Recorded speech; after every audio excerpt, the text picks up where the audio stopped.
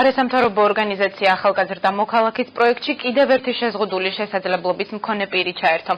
ამირან შაინიძემ ერთი დღით უმაღლესი საბჭოს საფინანსო საბიუჯეტო კომისიის ხელმძღვანელი ალექსანდრე ჩიტიშვილი შეცვალა. ამბობს, რომ უმუშევრობის გარდა უმთავრესი პრობლემა ქალაქში გადაადგილებაა, რადგან შესაბამისი ინფრასტრუქტურა არ არსებობს. მომდევნო კვირაში პროექტის მეხუთე მონაწილე ჯანდაცვის მინისტრს შეცვლის.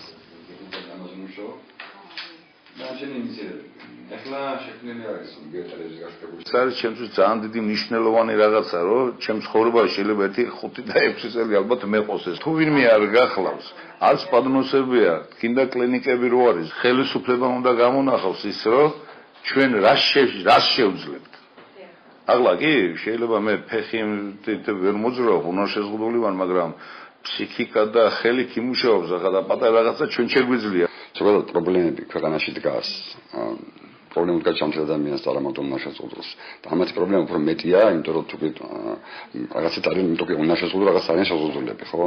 აი პირველ რიგში აღსანა გადაადგილე ეს პრობლემა დგას და ქალაქის მერია როცა იწყებს ახლა ურბანულ დაგეგმარებას, ყველა ქუჩაზე, ყველა მაღაზიაში შესასვლელთან, ყველა ტროტუარის გარსასვლელთან, ყველა სამტროპოსთან უნდა იყოს აუცილებლად სპეციალურად გათვალისწინებული მიწასვლელები, რომ ეტლით ადამიანმა შეძლოს გადაადგილება. ეს ხელს უწყობს, რა თქმა უნდა, იმას, რომ გავაცნოთ ხალხს ის შეზღუდული შესაძლებლობის მქონე პირები, რომლებსაც გააჩნიათ სრულფასოვნება თავისი გონებრივი შესაძლებლობით და სწორედ ისეთი პირები იქნა შერჩეული, რომლებსაც აქვთ განათლება იმისათვის, რომ ვაჩვენოთ საზოგადოებას, რომ უნდა დასაქმების პრობლემა უნდა მოგვარდეს.